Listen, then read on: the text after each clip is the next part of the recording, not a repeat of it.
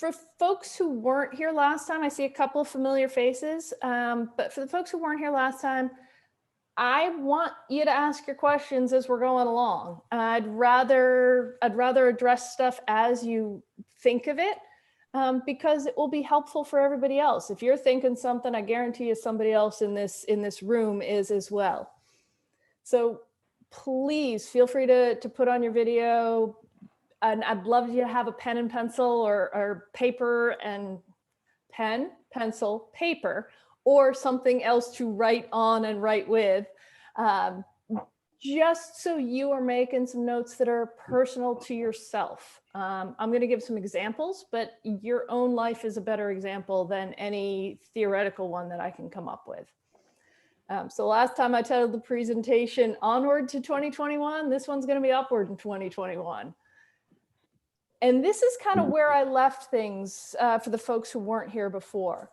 We don't have a crystal ball for what exactly 2021 is going to bring us, but you still have to have some dreams. You still have to have some hopes. One of the things that is the fastest way to crush your soul is to not have any hope.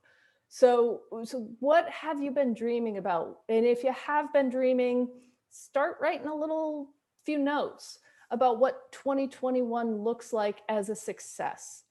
If you haven't been, put some time into this process. Imagination is a great thing. And this is a really wonderful time of year to be creative, especially because we're not drained from our workouts and drained from our training. We're focusing on strength, kind of getting that little break and reset to charge forward with. What is going to make 2021 a success for you? That's really what we need to think about. And goals are part of that. So in sort of thinking about what we're going to talk about, I want to make sure we're all on the same page with what are goals and are they actually necessary? And that's going to be a quick conversation, but an important one. And then can they hinder or help? And then let's actually think about what your goals are. And then what are some of the facilitators and barriers to achieving those goals? If we look at a definition of goals, this one kind of fits everything we've ever seen, like whether it's a SMART goal or a dumb goal or a success goal or whatever acronym somebody is trying to sell their book with. Goals are about achieving some type of proficiency on something that you do in some period of time, typically. Are goals really necessary? There are very high achieving people who don't use them at all and do just fine. Often their way is much more clear or much less cluttered than most of our daily lives. What we do know about goals, and we've got research evidence support coming from the social sciences, kind of across a broad range of contexts, but those contexts do include sport. And we know that goals help sustain motivation. And one of the ways they do that is because it's your choice. You've got control over whether you do something or whether you don't. And if you have a goal set out, it helps you intensify your effort, direct your focus of attention. It will help you choose the behaviors that will promote that goal achievement. That's a good thing. And it will increase persistence and help with some of those outside self-regulation type things like, oh, I don't know, going to bed or eating vegetables, all of the sort of extra behaviors that help support these goals that you've selected and identified for yourself. Goals give you a sense of control and a sense of purpose. They are very useful in that matter. Are they necessary? Like I said, people go through and are successful without them. But for most of us, they really clarify the path and help us remember our dream in the midst of a bit of chaos or ordinary life. So going forward with the idea that goals are actually necessary, can goals help or hinder? And the answer to that is they can do both. If any of you have been in the business world or the sport world for a long time, you've probably heard about three kinds of goals. There's outcome goals, performance goals, and process goals. those are fancy words. What they really come down to are these two things. Outcome goals base your success or your failure on other people. The context is defined by placing, by referencing another player, contestant, sport competitor, something like that. And your competence is defined in their shadow. The problem with that is no matter what you do, if somebody else does better or has a really bad day and you don't get to vanquish your enemy, you're never quite satisfied with the performance that you have. And we can't control others. We can't control their behaviors. We can't control who shows up. We can't control who just came off the pro roster. We can't control who's doping. We can't control who just inherited $5 million and doesn't have to work. There's too many things with that challenge any kind of success that we could find in the course of this. Can we use it to set performance goals? We can, because a performance goal is within our control. It's about being better than we are right now. It's about defining the individual improvement that will put us in a place to feel that success that we're seeking. And the challenge in this comes from our very own selves. We're either better or we're not. And that's pretty powerful when it comes right down to it, because I can improve. And if I see that improvement, I feel pretty darn good about myself at the end of what it is that I do. And if I am improving, well, that helps us get to those places where those dreams come true, because those dreams typically have to do with us being a better version of the self that we are right now. And then the bonus of performance goals, putting it in the context that is completely within our control, we're more likely to exert high effort, even when the challenge gets hard. And that's a really powerful piece that can help us with that achievement. If we think about the idea that lies behind a goal, it's typically a dream or a wish or a hope. The way I've been phrasing it this year is wouldn't 2021 be cool if? I'd love for you to frame that in your own context for a minute. For you, what would make 2021 cool in a sporting context? Wouldn't it be cool if?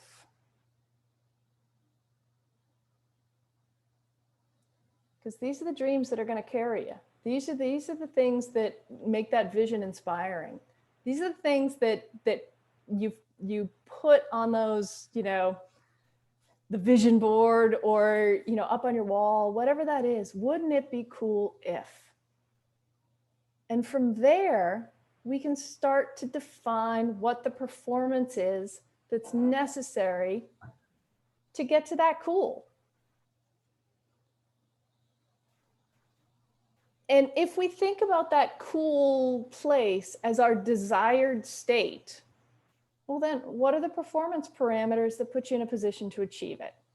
And I know in the last conversation, somebody mentioned B2VT. And so I took that as kind of wouldn't it be cool if I could finish B2VT, have time for a shower and 2 beers before I get back on the bus, not just 1 beer.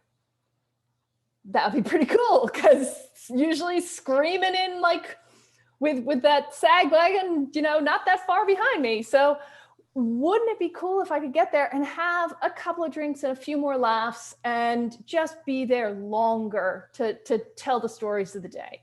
So what does that take? So, well, that would take being able to average that particular course at 19 miles an hour or better. And as you look at this, I want you to take away one note, because this is a note that I bring into all of the goal setting and all the performance setting that I do. I don't put an absolute value on it. It's always what's the floor or the ceiling and what extends beyond that. Because if I say, okay, I want to achieve it at 19 miles an hour, well, guess what? That's the best I'm going to do. Right? What if I can do better?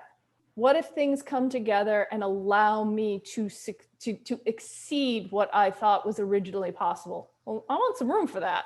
Thank you very much. So what does it take? Because now we have to start thinking about the performance parameters that would allow me to do this. Well, I need to think about my aerobic capacity. That infrastructure has to be built in a way that allows me access to this kind of speed. And then what kind of watts per kilogram can I sustain? What kind of intensity factor would this have to be, and is it reasonable? And I probably need to address some of that. Variability index, that particular ride is extremely sensitive to how you charge up hills and how you charge down them. If you go too hard uphill too early, you're not going to have a whole lot left at the later part of the day. So thinking about how you ride, how you fuel, your skills. Skills have a huge play in something like this where you're allowed to draft. Think for a moment about what your dream is, what your desired state is, and just make a few notes. Start putting some things down. What would it take to achieve this desired state? And we'll go through some more of this, so don't feel like you need to think about what your VO2 max is right this second. Don't worry about it. Swear.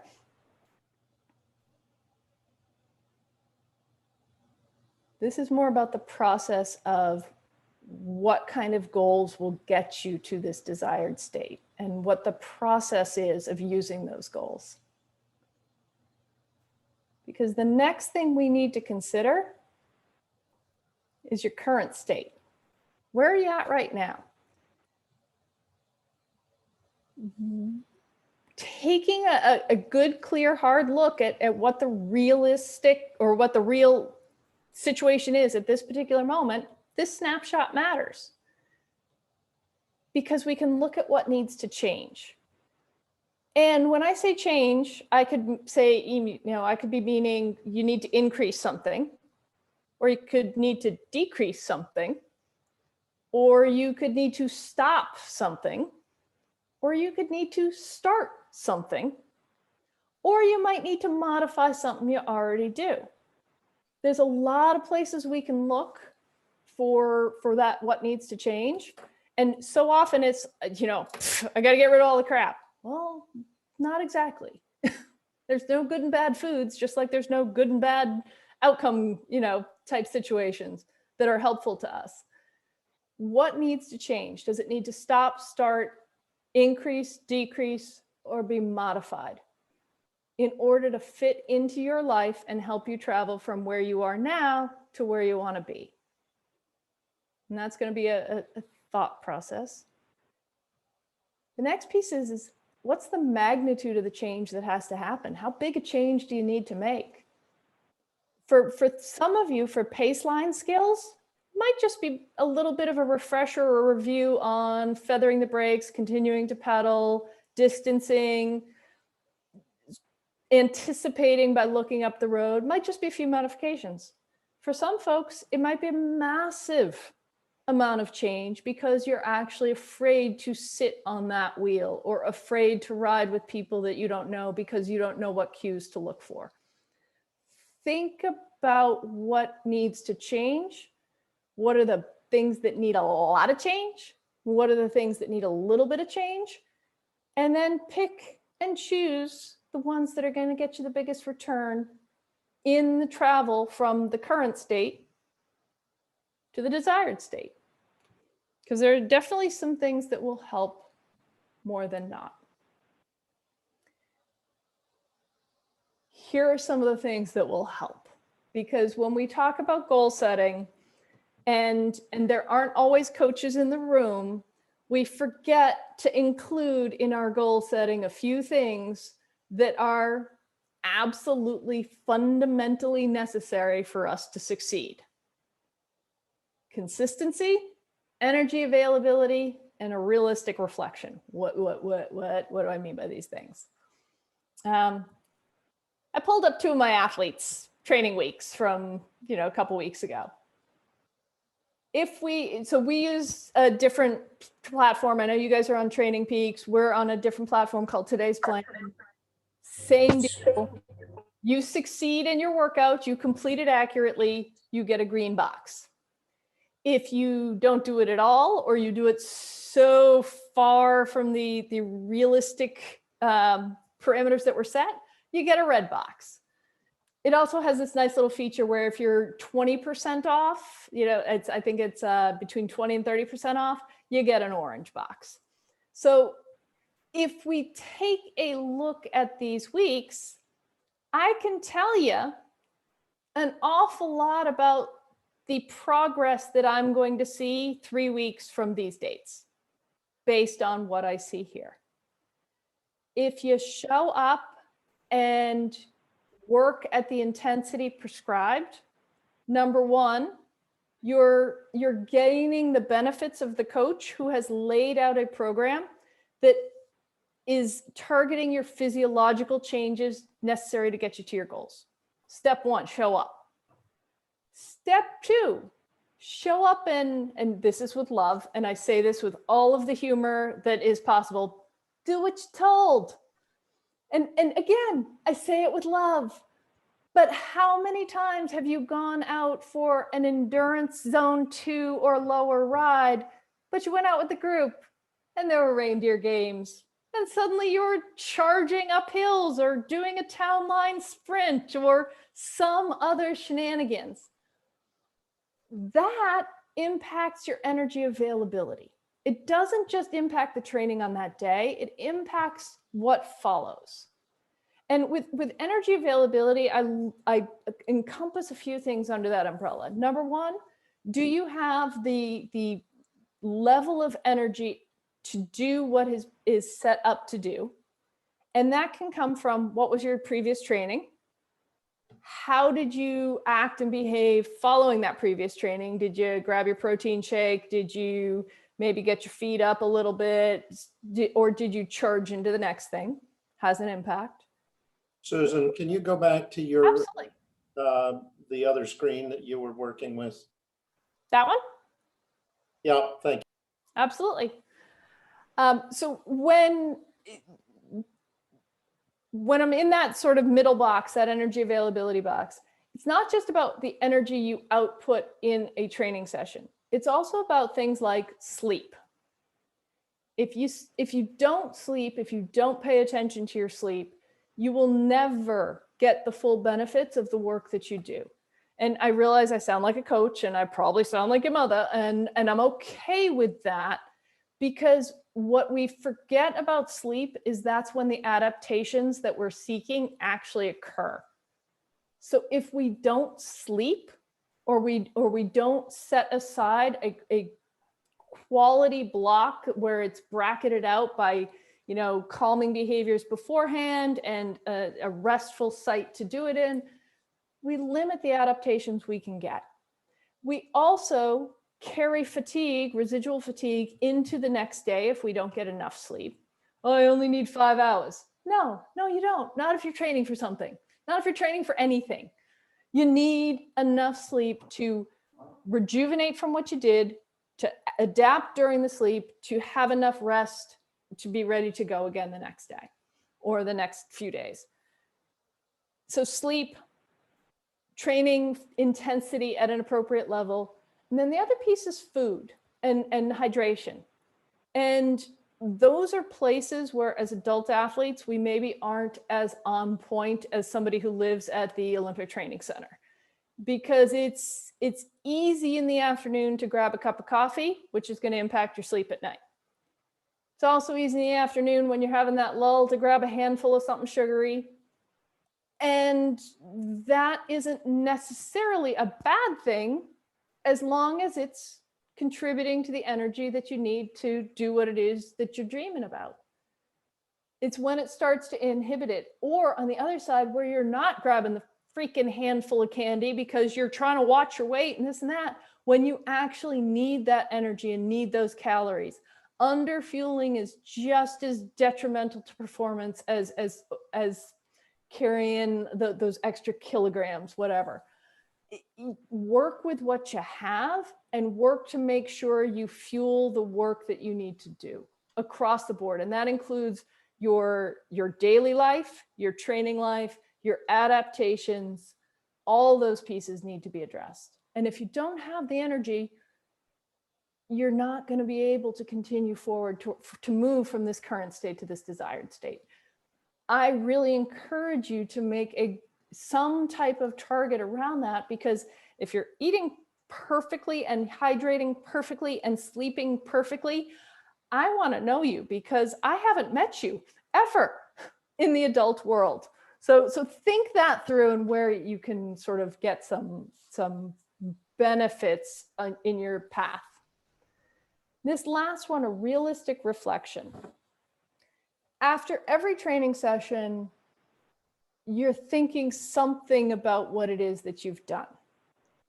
And if you are like most people that I have encountered in sport, you are thinking about all the things that went wrong or that should have happened or that impaired XYZ from happening. I guarantee you more things went better in that session than were flawed. I guarantee it.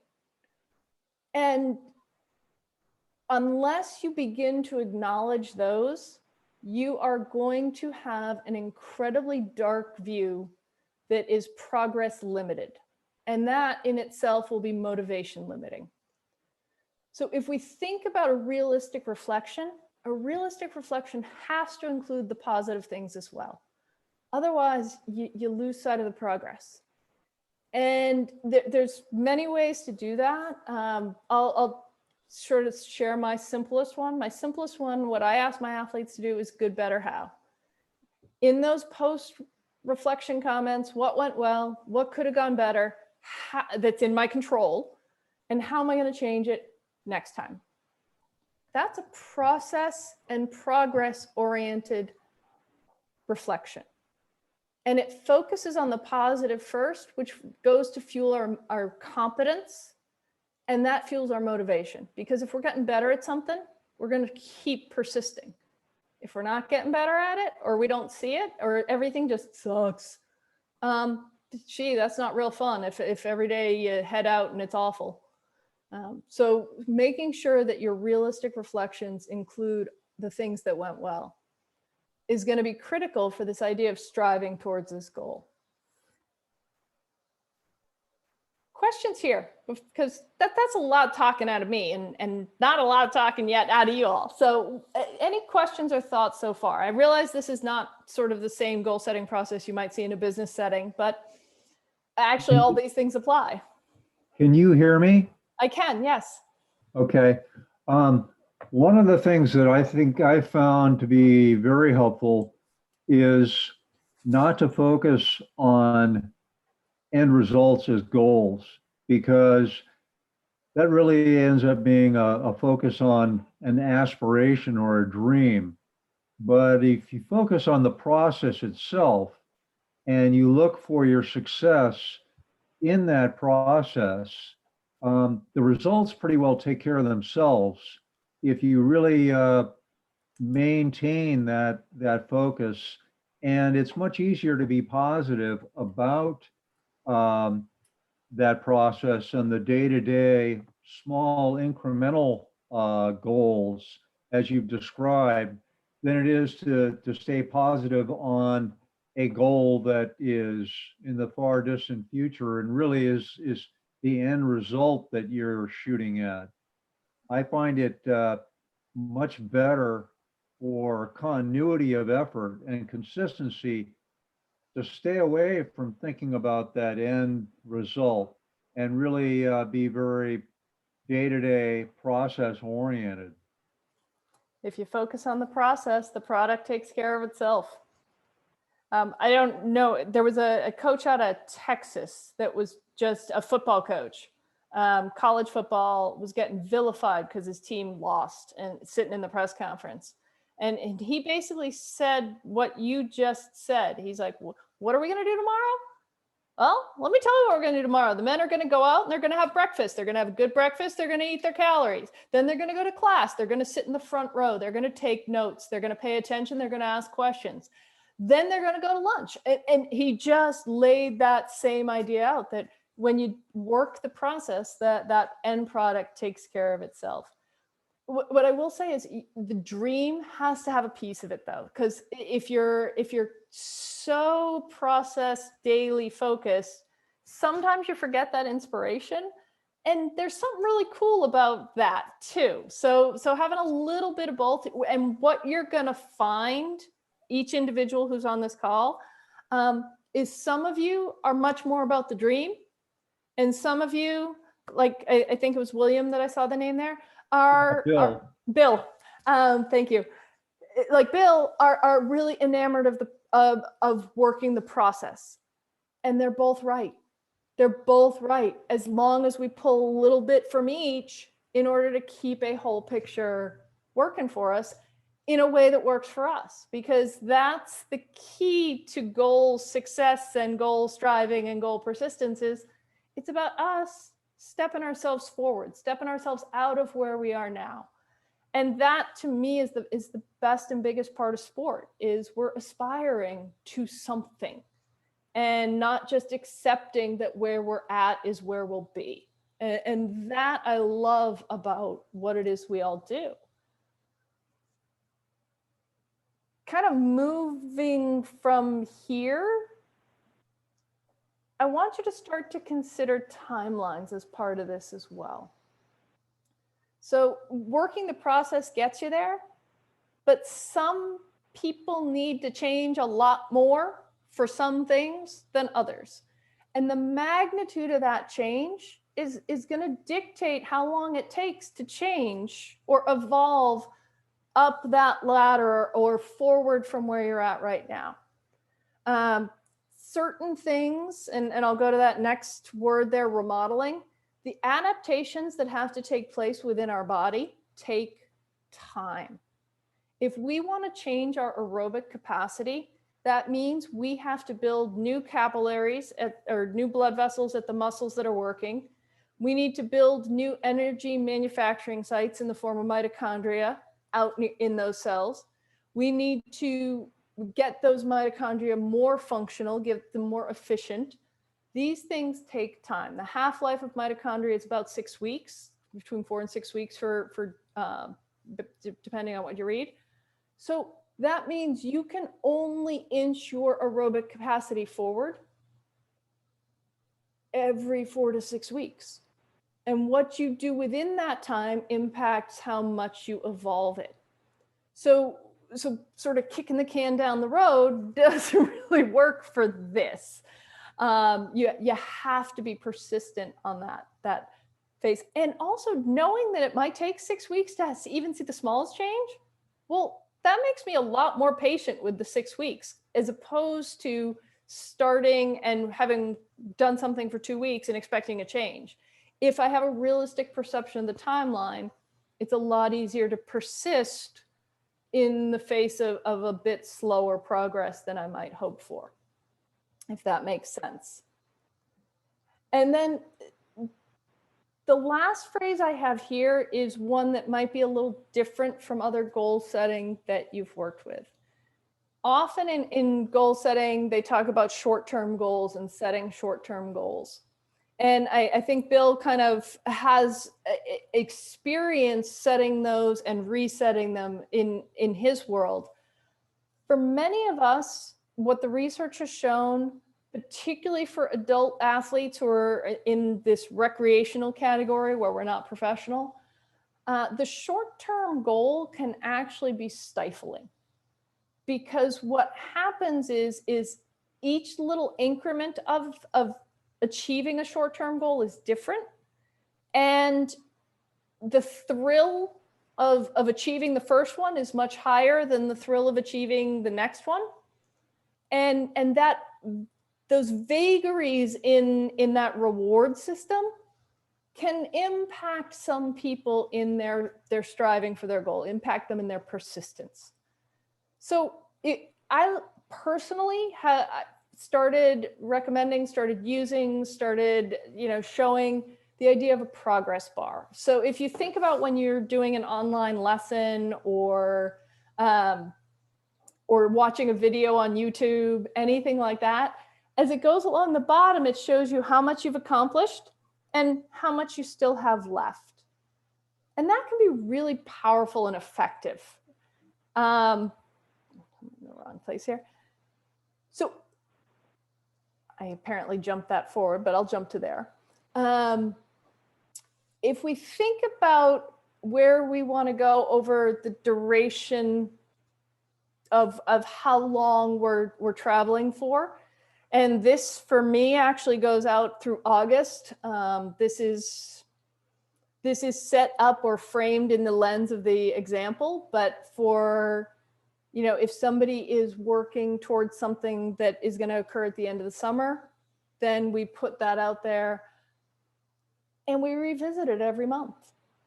And over the course of time, what we start to see is, number one, we see progress, which is satisfying. Number two, we get a realistic reflection of the things that might not help us as we're going. We get a chance to catch that a little bit earlier. And we keep an eye on the fact that what we've done matters and has an impact. And I think that's really important. And I think for people who are able to do this day to day and have that little bit of reflection day to day, you don't have to put it in a chart, but being able to recognize, here's what I accomplished today, here's where it fits, here's what adds to where I was yesterday, that's incredibly effective. For folks who are not quite of that same mindset, having something where you revisit where you've been and where you're going keeps things alive. And that's really makes it effective in terms of that monitoring process. I'm going to pop my way back here. So when we have sort of a realistic timeline, we understand what has to change, whether it's small or big. We understand that some adaptations are going to take longer than others. And we have a way to consistently monitor our progress. Well, that works really to our advantage. These are all facilitators for achieving our goals. How we write out our goals, there's lots of different ways to write out goals. I provide a few examples here, but I like to put down the current state and then where I want to go. That's my way. If your way and is effective to write them somewhat differently, and it's been effective for you, write them that way. There's no perfect way. There's us. We're human beings. We have preferences. It's got to fit that. How I write them, I try and write something that puts me on this path from current to desired. And so if I know aerobic capacity needs to change, my current, if my current is 46 and I want to improve it to 49 plus, that would be perhaps a conversation I have with my coach. That might be an arbitrary choice. Has to be grounded in some reality though. For sustaining watts over time, well, great. I want to sustain greater than 2.7 watts per kilogram for 240 minutes over varying terrain. That's an easy one to monitor. I go on a long ride. I see what my watts per kilogram were in terms of my average. I look at how I accomplished the ride. I look at my fuel availability, all of those pieces. What can I do differently next time? And I progress it. And even if I miss, even if I end up at 2.6 or 2.5 watts per kilogram for my average, well, that's better than where I am right now. So that's kind of cool. Better is better. And better is kind of fun in sport as well. And there's lots of ways we can continue to get better. Committing to the structured training intensity as prescribed most of the time. What's my current state? Well, this actually isn't me. I'm typically very linear, but this is many of my athletes. And that the reality is there's a reward in enthusiasm and adrenaline that comes from those group ride shenanigans. But there's also a penalty that comes. And then it starts to become a discussion of our values, which we'll look at a little bit later. But what matters most? What matters now versus what matters most? And then that has to fit in someplace too. And then each one of those pieces that added in terms of performance parameters, that's where I would put a goal. Because it gives me lots of places that I can improve. And all of them contribute to that same overarching dream, which is I want to be someplace a little sooner than I used to be.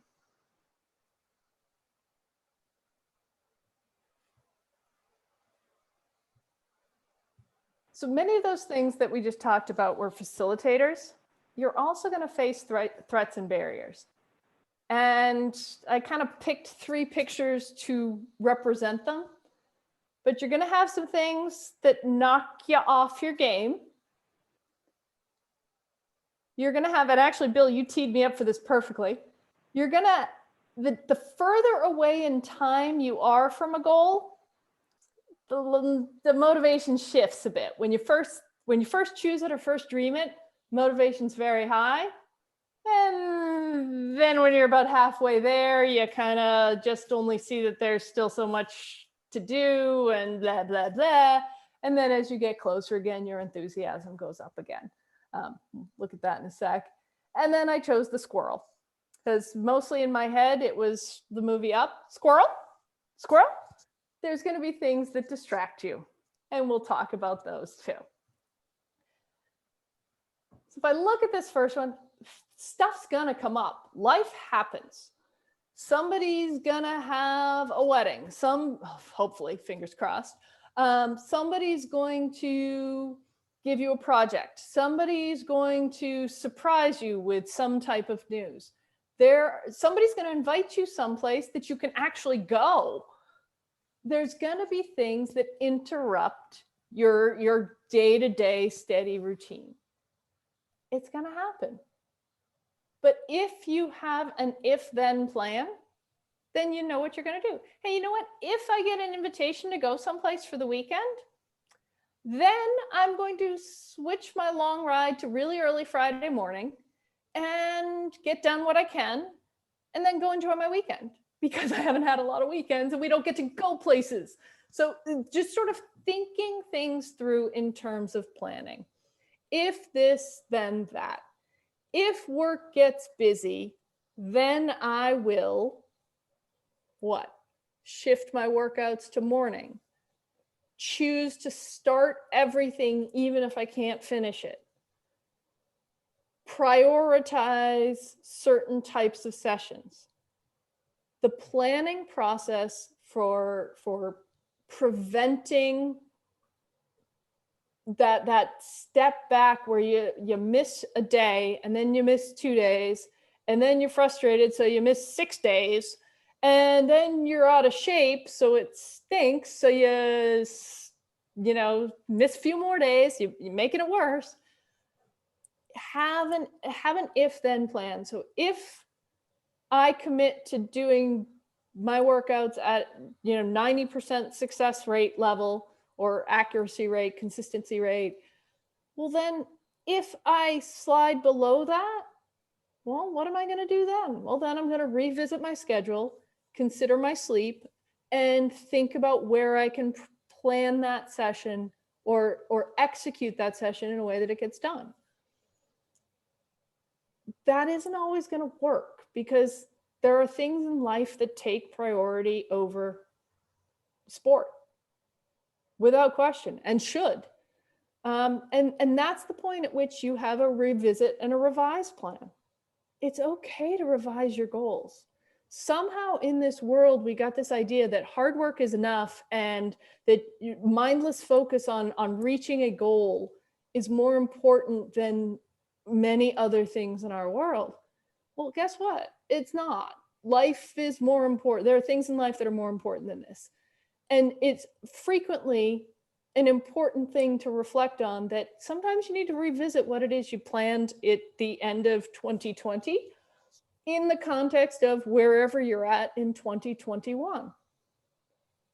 Knowing that this is a thing that actually helps you persist in progress, whether it's to the same target or not, the goal is progress. The goal is growth. So revisit, revise, where can you keep growing?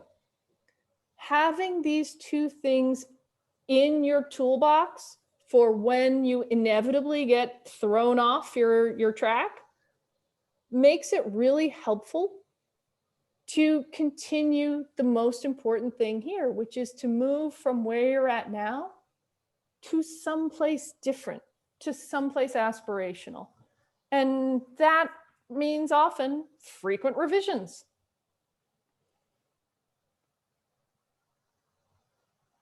The idea of motivation changing over time, and it does. When you first get started, it seems like you can accomplish everything. And then it seems like you don't have enough time and it's so far away and you'll never get there, or there's so much to do. Daily reflections and sort of that monthly monitoring piece can be really helpful in keeping you focused on what's most important, which is the process and the progress. The daily reflection piece in particular is the one that is research demonstrated to be most effective, but also from a coaching perspective is the one that I've seen be most effective. When people can take a moment and recognize that they've actually done something well and learned something and have a place to go next time, that single thing alone flattens this curve and keeps motivation higher, whatever the time frame is. And if there is no time frame, well, guess what? It keeps you focused on the progress and your own competence. And a monthly monitoring process is right for some people, might not be right for others. But having something where you look at that whole month and like, yeah, okay, nailed some things. Look at me, I'm kind of awesome. Oh yeah, blew some things. Yeah, no, usually on whatever Friday morning, because projects are due Thursday nights. You live, you learn, you revisit, you revise, or you come up with that if-then planning. Goal persistence is helped by frequent check-ins. And that can be just as easy as looking at your calendar. Yeah, I find that, and I coach a number of people myself and have for over 20 years, but I find that the daily inquiry ends up being difficult at times because some trainees, they'll have a great day and they'll plot that out linearly and start thinking, well, I'm going to be a world champion here because I'll just keep progressing at that same rate. And of course, it doesn't work that way and it never happens. But because progress really is not linear, especially as you start improving, then it gets harder and harder to improve further. What we do, I think, is very helpful if you can get people and you yourself can think about progress in terms of months, years, seasons, and really stepping on the steps that you've established way in the past. And you will have those days where all of a sudden you really can discern something daily that's happened. We've made a significant incremental step, but it wasn't just because of that day. It was what had happened over the course of time that's much longer than that one day. And I think it's really helpful to keep that firmly in mind because otherwise you just whipsaw yourself looking at things on too short a term basis. I think that's the power of recognizing the timelines. I think that's a big part of the power of recognizing the timelines. I also look at that daily reflection not as, wow, today was awesome, but having exactly the same reflection every single day of good, better, and how of what went well, what could have gone better, how does it change. What, to me, for athletes that I've seen, that process offers the recognition that nothing is all good and nothing is all bad, and that everything is a learning opportunity. And I find that to be incredibly powerful, because it doesn't matter if me as the coach, it doesn't matter if I'm answering or commenting on those things, because every day that person has ownership of their own day and their own path forward, and balancing those ups and downs by recognizing everything's good, everything's got some bad, and everything provides me a learning opportunity. The engagement factor from that is one that I find actually to be quite steadying. And when those miracle days happen, what I have found is that the athlete sees how all of those daily reflections and each of those little learning opportunities where they took command of it led them to this step forward. Because there's this weight and momentum that comes from those reflections that is much more powerful than any single day. And I absolutely agree, like making sure folks realize that yeah, no, when you say that, my progress in swimming looks like this. So it stays flat, and then I get faster, like substantially faster. And then I stay flat there for a long time too. And that's the power in the conversation of coaching. And then the power and conversation on that daily side, transferring some of that ownership to the athlete, giving them a power is the piece that really contributes to the goal persistence and the goal motivation in my experience, and kind of in the research literature as well. And I really focus on this because of this next picture that's up here, this squirrel, because those distractions are the things that suck people's motivation away. Because the distractions often are, well, Joe just did this. Joe got better. Joe, wait a minute, Joe, that's not fair. I've been working. And then, well, wait a minute, Bill just got a new bike. Maybe I need a new bike. Do I need a new bike? Maybe I need a new bike. Those distractions are frequently in our environment. And what we have to do is recognize them for the squirrels that they are, and bring the things back to what is it I'm trying to do here, and what is going to help me move forward. You know, there's times in sport where we're very selfish, and goals really are one of them. And keeping them visible and sort of at the forefront, keeping at least, whether it's your focus on the process and what it's going to accomplish, or your focus on the dream and the inspiration and your desired state where you're going, keeping something visible that is yours is incredibly helpful. You've probably heard about Olympic athletes who put the sticky note on the mirror so they see it every morning. I find that to be a little assertive for myself, but for them, it's incredibly effective because every morning they get up, they see what it is they're trying to do. For myself, I put a sticky on my computer screen. So the only time I see it is when everything gets pulled down and I'm filing things away, but that's fairly frequent. And that works for me. And for me, on that sticky note, it's a picture, it's a photograph. Because in reality, where I'm trying to get to is a place of joy with sport, where I'm kind of healthy and moving forward at a rate that I enjoy. So that I have a picture that sets that up for me. And then the other piece that really comes into play are your values. Because at some point in time, your goal is going to conflict with another goal or another value that's important. So making sure you have a hierarchy of your values is pretty key, because if you know that it's important for you to sit down to dinner when you're child is in town and talk to them, well, but you have a workout to do.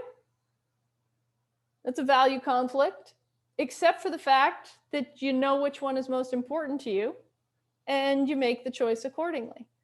There's going to be all sorts of times where we run into those things, where people invite us or where work calls us or where something occurs that is going to conflict with what it is we're trying to accomplish. And if we know that our hierarchy is my desired state is higher than my desire to watch Chopped, well, that sets up my value conflict pretty clearly.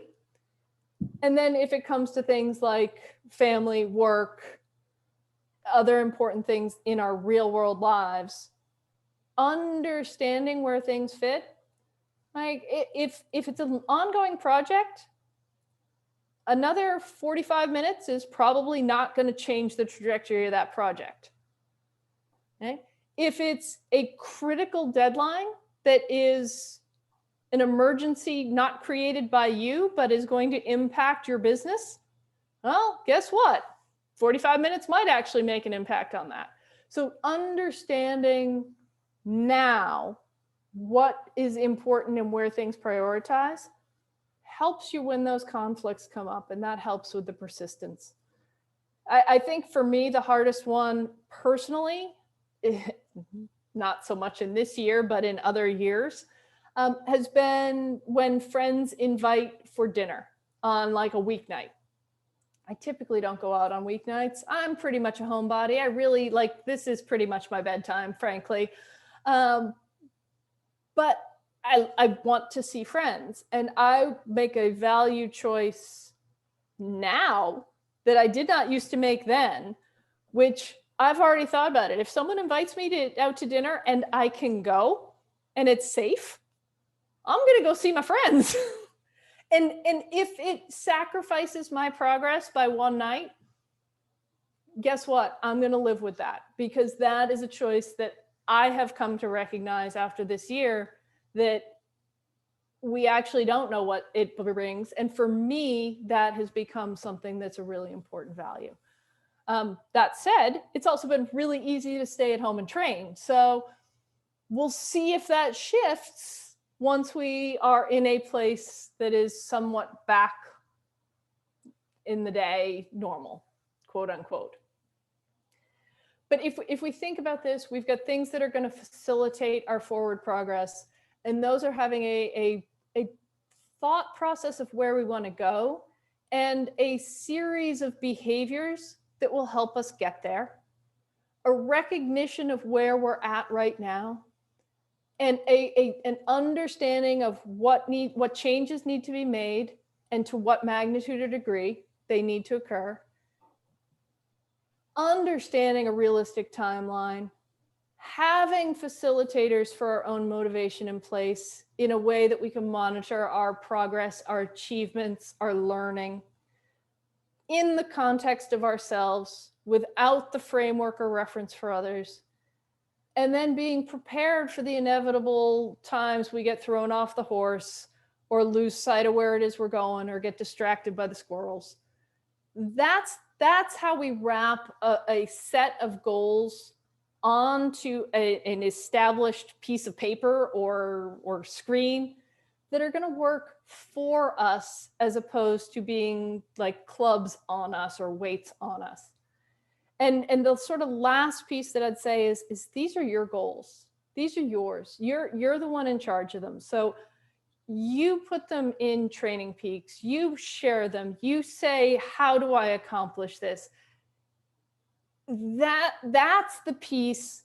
Like, if I know where you want to go, dang, I can help you get there. Shane, if he knows where you want to go, dang, he can be good at getting you there.